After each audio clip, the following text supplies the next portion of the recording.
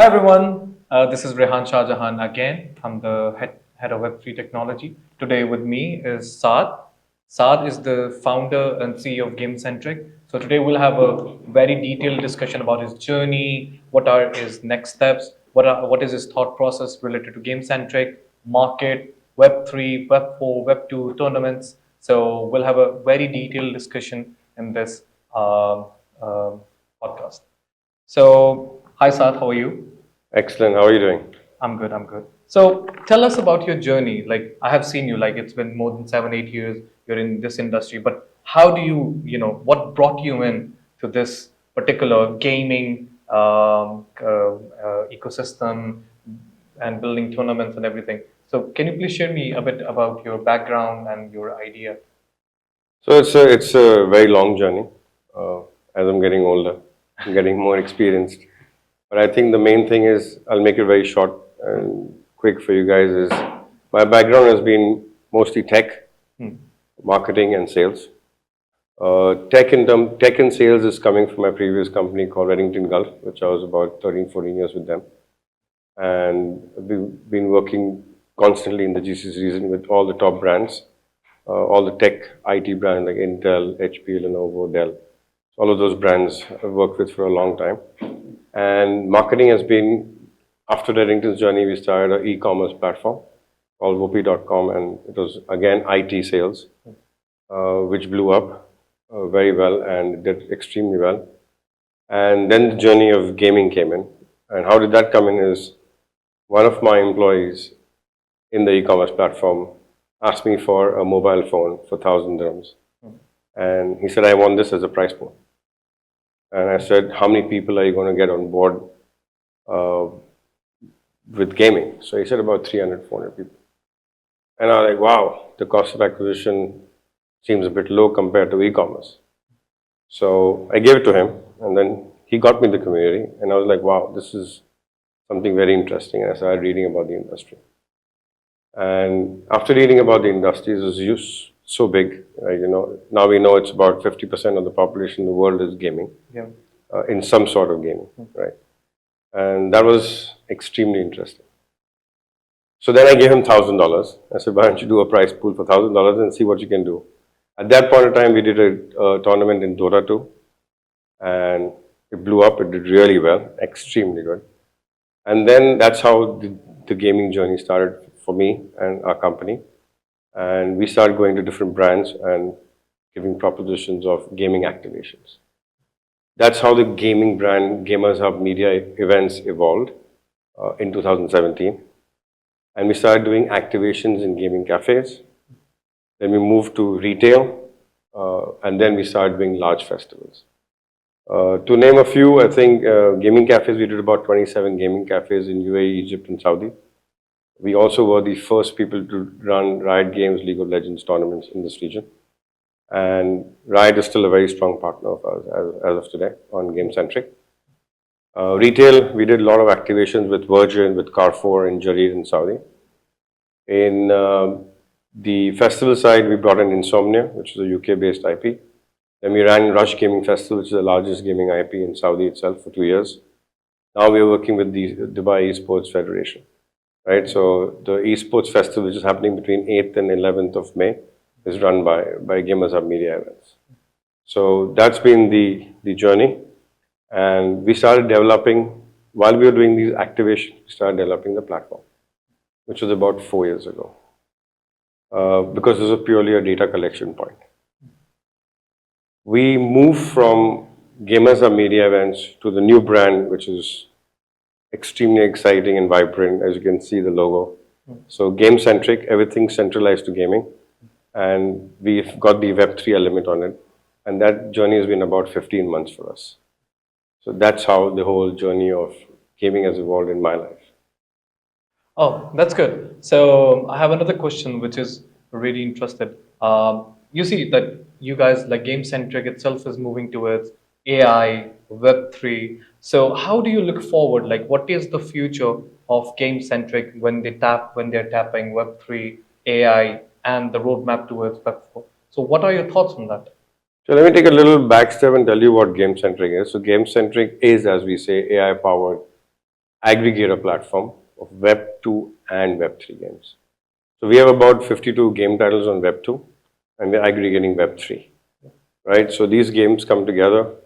We have a huge database of gamers in the Web2 space and the games are evolving in the Web3 space, right? Now, every tournament which is run is prize pooled. And so we have tournaments, we have challenges, and then we have quests.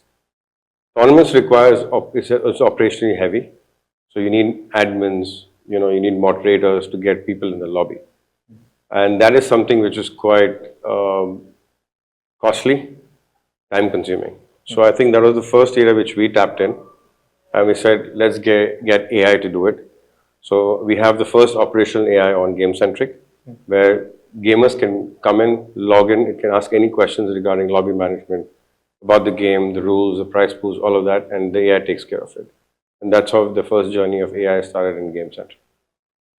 That's good. That's good. So I think the next thing which is catching the interest of a lot of community members, which I can see it today on the event too, is the Web3 element and transitioning towards Web4. So what are your thoughts on becoming a Web3? Like we are already GameCentric is a Web3 platform, but doing more advancements and moving towards Web4. So what are your thoughts related to this and the gaming narrative and everything coming up ahead? So I think one of the main things is, since we predominantly Web2, we used to run high price pool tournaments.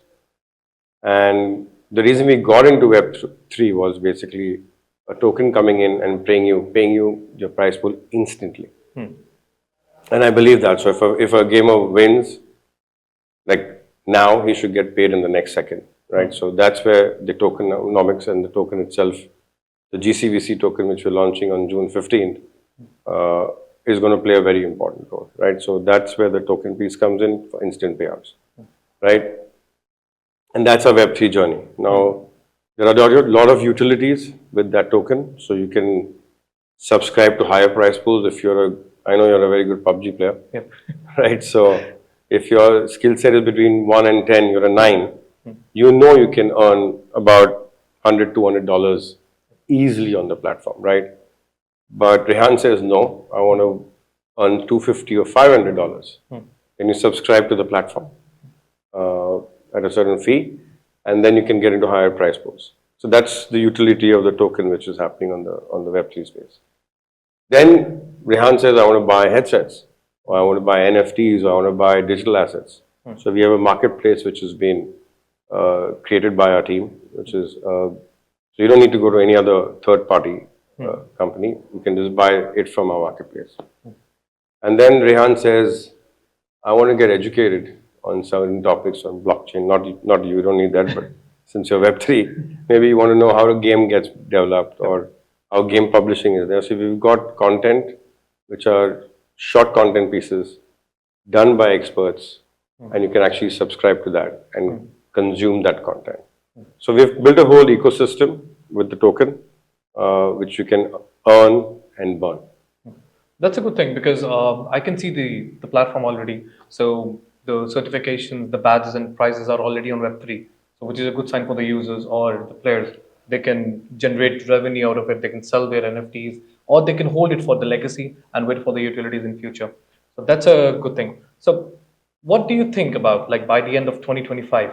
So where do you see like GameCentric will be standing December 31st of 2025? So you mentioned Web4 because you are a Web4 believer. So and you're our head of Web3. So we will follow in that journey. I think the automation, AI, and Web3 plays the Web4 role, right? And then I think that's where we are heading. Our AI is going to play a very, very important role. I think we are developing the operational AI we did it in about 30, 40 days. We'll get faster and faster. So we'll have about 6 different AI components on the platform for the gamers. So that's going to be a great story. And then we'll have cloning models, which are also very, very important. So you can clone your gameplay. And you can also have AI helping you, which is the best game to play and how much you can earn from the platform. Right? So that all is excellent, right? So that journey is set. We have a roadmap for that, which makes us a Web4 company. And I think 2026 is going to be exciting because the whole narrative of GameCentric will evolve and change. Oh, that's good. That's good. So, I'm one last question which I'll ask. We are tapping young people, students, even people from corporate industry, like parents, uncles, and everyone. Like, so how do you think how gaming is bringing everyone to one ecosystem? How do you think it's connecting all the generations among each other? So I think in terms of the youngsters, the adoption game is very strong. You know that. I think in terms of family, we are doing a lot of campaigns in schools and universities. So we're doing an education on safe gaming, the topics of gaming, the careers in gaming. So teachers, family members are also looking at this as a great education module and transfer of knowledge, right? So they're feeling safe that the kids are in the right space. It's just not, just blood and killing and all of that, right? It's just fun, it's educative, it's socializing, it's community building, and then we want to also get into the future, we can have family competitions if possible, right? Something crazy, but we can do it. Why not? So anything's possible with GameCentric. So that's what we're looking at.